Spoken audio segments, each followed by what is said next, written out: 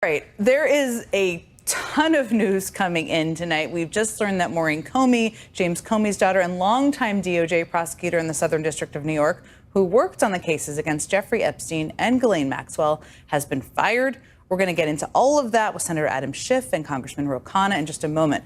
But I want to start tonight with some of the very strange behavior we are seeing from the president. Look, we all know that Donald Trump has always been far, far from a normal guy. That's one way of describing it. I mean, his behavior is often erratic. His public statements can be completely bizarre. And at times he doesn't seem to know what is going on inside his own government. But recently it seems like he is, well, not at all okay, I guess is one way to describe it. Let me show you what I mean. Yesterday, Trump attended an AI summit in Pittsburgh. And within 10 minutes of taking the microphone, he launched into an utterly strange digression about his uncle and the notorious domestic terrorist of all people, Ted Kaczynski, better known as the Unabomber. My uncle was at MIT, one of the great professors, 51 years, whatever. He was the longest serving professor in the history of MIT. Kaczynski was one of his students. Do you know who Kaczynski was? There's very little difference between a madman and a genius.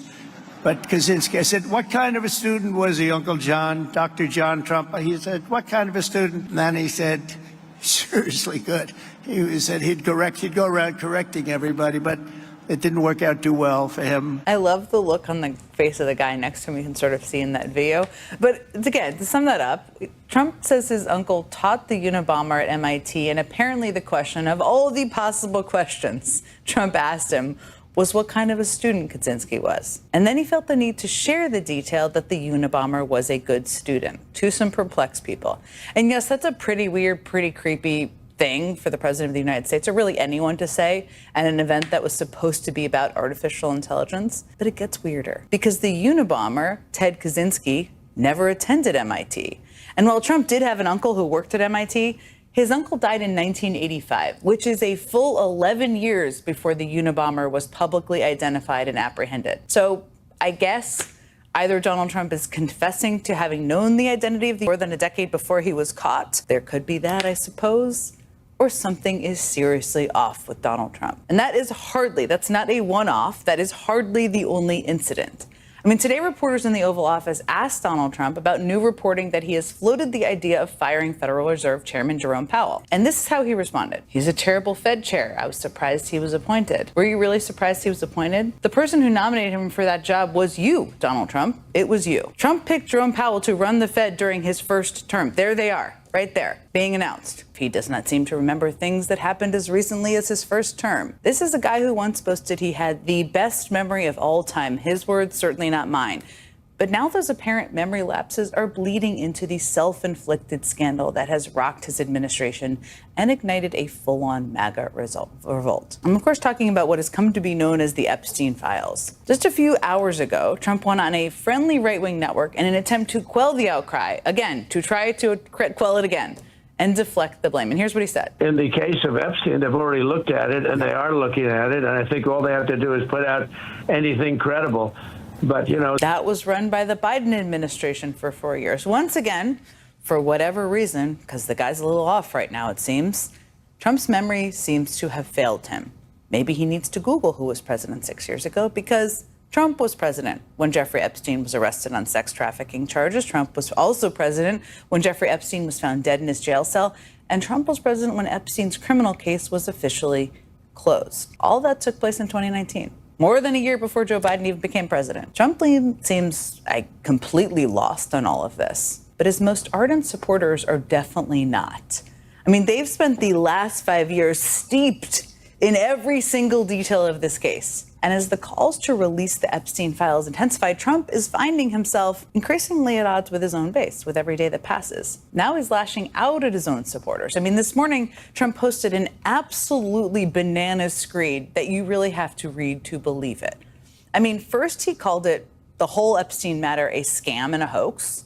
Then he attacked his own voters who believed he would deliver on his promise because they'd been told that he would, to actually release the Epstein files, saying, quote, "My past supporters have bought into this BS hook, line, and sinker. Guess who fed the BS? Others of your supporters."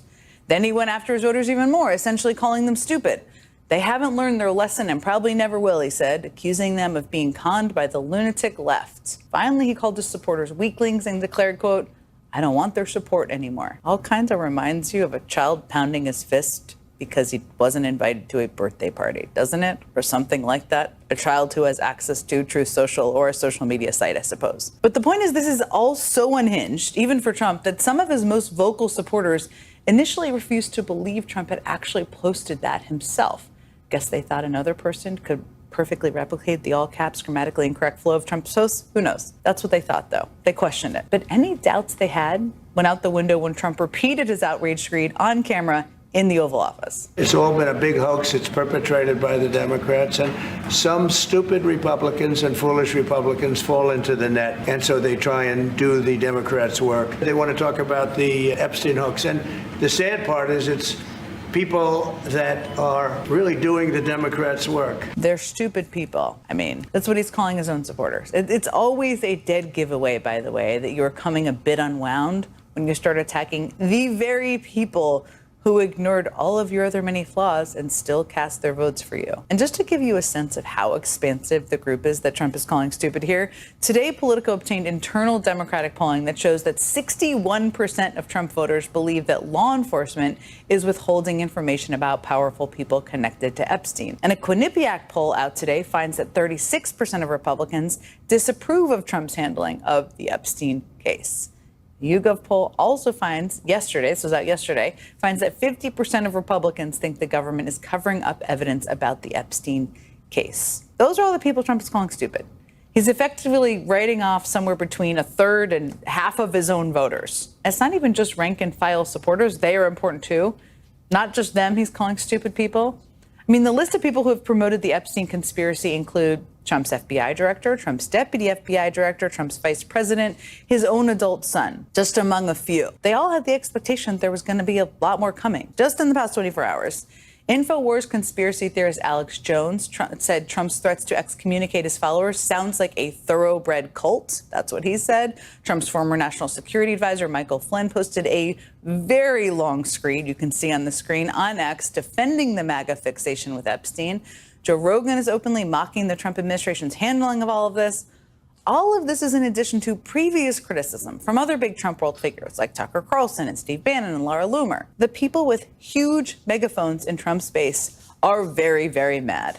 And this issue doesn't seem like it's going away anytime soon. In fact, we are still getting some new developments every single day. I mean, Trump keeps talking about it, so there's that. But Wired magazine also reported today that there appears to be 3 minutes of footage edited out of the Epstein security tapes that have already been released. NBC News reported that the family of Epstein co-conspirator Ghislaine Maxwell is appealing to Trump for help with her ongoing case. And amid all of that, Democrats are keeping the pressure level set too high. Just yesterday, Democrats forced a vote on an amendment to compel the Justice Department to release more information on Epstein. And that vote was blocked, of course, by Republicans. Not of course. I mean, these are some of the people from the same party where they're calling for more to be released. So they blocked it. They had